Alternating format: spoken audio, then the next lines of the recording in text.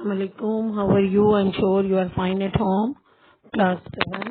This is your mathematics lecture.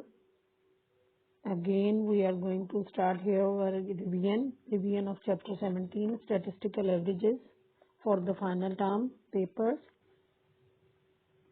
So, statistics are defined as numerical data and is the field of math that deals with the collection, tabulation and interpretation of numerical data. ये जो हम different data इकट्ठा करते हैं उनको अगर हम numerical form में और data table बना के और उसकी form में लिखते हैं या graphical form में लिखे तो उसको हम कहते हैं this is statistics.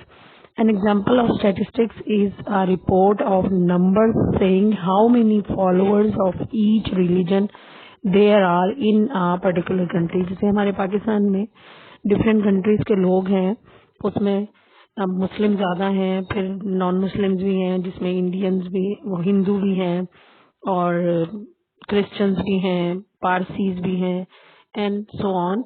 तो ये जो डिफरेंट डाटा इकट्ठा होता है कि कितने परसेंट लोग मुस्लिम हैं और कितने नॉन मुस्लिम हैं और क्या कौन कौन से रिलीजन से का ताल्लुक है, this is called the statistics. अगर हम इसको एक टेबल के फॉर्म में परफॉर्म करते हैं, शो करते हैं, तो वो स्टैटिस्टिक्स कहलाता है. ओके, चलिए जी. Today we are dealing with mode, median and mean. The mode is the most common और data point that appears most often in our data set.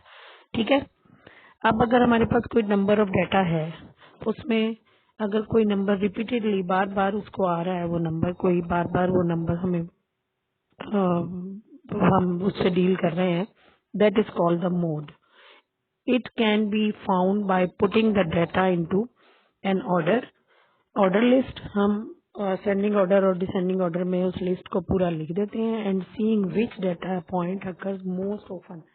और फिर हम ये देखेंगे कि कौन सा नंबर जो है वो बार बार इसमें आ रहा है.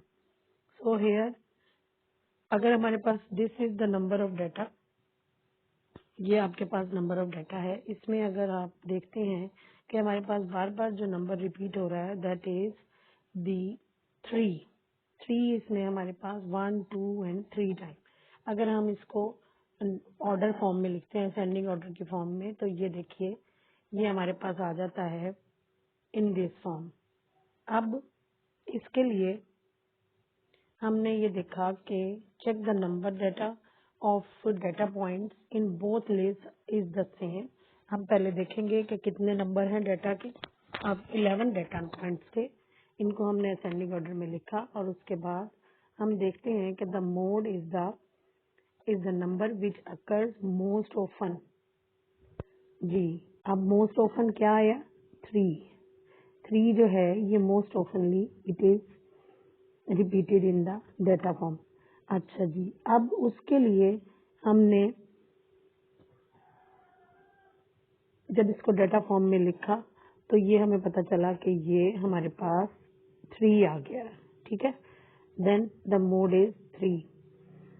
नाउ एग्जाम्पल 2 है, इसमें पॉइंट्स वाली वैल्यूज हैं. जरूरी नहीं है कि सिंपल नंबर भी हो, पॉइंट्स भी हो सकते हैं. पॉइंट्स को भी हमने डेटा को अरेंज कर लिया.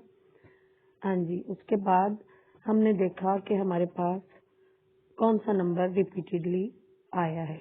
अब जब हमने इसको असेंडिंग ऑर्डर में लिखा, दिस इज असेंडिंग ऑर्डर, इसको असेंडिंग ऑर्डर में हमने लिख लिया. अब हमारे पास आया है 0.4. This is 3 time. ठीक है. Then the mode is 0.34. Okay. अच्छा जी. अब उसके बाद हमारे पास एक और एग्जांपल है. This is stem and leaf. अब इसमें हम मीन फाइंड करेंगे. The following stem and leaf plot shows the ages of the group of the people in a room. एक रूम में कुछ लोग बैठे हैं जिनके एजेस का ग्रुप जो है वो इस स्टेम एंड लीफ डायग्राम में हमें दिखा हुआ. अच्छा जी. अब हमारे पास एक की दी हुई होती है. ठीक है. एक हमारे पास होती है की और उस की के अकॉर्डिंग हम उसमें ये देखते हैं कि हमने स्टेम और लीफ को किस तरह से शो करना है. जैसे 2 है, 2 के साथ अगर 4 है तो 24 हम इसको लिखेंगे. How many people were there in the room? 2 people have the same ages what is the age. अब सेम एज कौन से लोगों की है, दो यहाँ है, देखिए 1 के साथ 7 8 9, 2 के साथ 0 2 2 4 5 6, 3 के साथ कोई नंबर नहीं है, देन 4 के साथ 4 41 42 43। अच्छा जी, अकॉर्डिंग टू द की हमारी जो एजेस हैं वो है 17 18 19 20 22 22 24 25 26। 30s में कोई नंबर नहीं है, किसी की एज नहीं थी, 41 42 and 44। So what is the mode, median and mean of the this stem and leaf diagram। हाँ जी, इस स्टेम एंड लीफ डायग्राम की हमारे पास जो वो है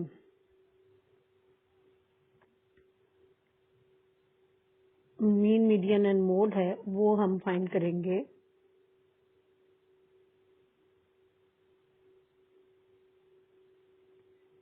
और उसके लिए हमने सबसे पहले मीन के लिए तो हमें आपको पता है कि क्या होता है फॉर्मूला। मीन के लिए फॉर्मूला हमारे पास होता है sum of number divided by number of data. ठीक है जी, हमारे पास जो मीन के लिए हमारे पास फॉर्म होता है वो होता है sum of the numbers divided by the number of numbers.